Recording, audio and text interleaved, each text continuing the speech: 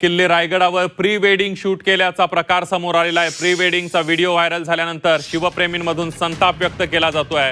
तसंच संबंधितांवर कारवाई करण्याची मागणी ही जोर धरू लागली आहे। खासदार सुनील तटकरेंनी या प्रकरणामध्ये कारवाई करण्याची मागणी केली आहे। या प्रकरणाची मंत्री भरत गोगावलेंनी दखल घेत कारवाईचे संकेत दिलेले आहेत।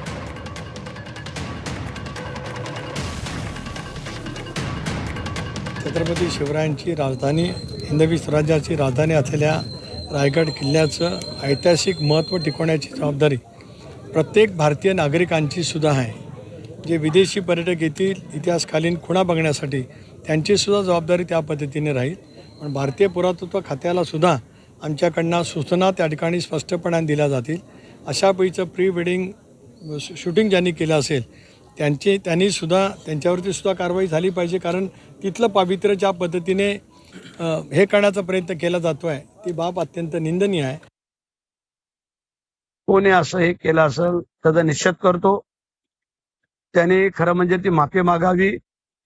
परत तिथे असणारे सिक्युरिटी, कारण 24 तास सिक्युरिटी आहे, सिक्युरिटीच्या कडनं जर चुकी झाली असेल तर ती सिक्युरिटी पण बदलावी लागल। कारण शिवाजी महाराज हे आमचं आराध्य दैवत आहे। तिथे जा, तुम्ही पत्रिका ठेवा पायाजवळ, नमस्कार करा, पायथ्या दोघांचे दोन बाजूला उभं राहून फोटो काढा, पण प्रीविड आणि फ्रीविड हे जे काय तुम्ही तिथं करायचा प्रयत्न कराल ते गडावरती कुठेही चालणार नाही। त्याचा जाहीर निषेध करतो।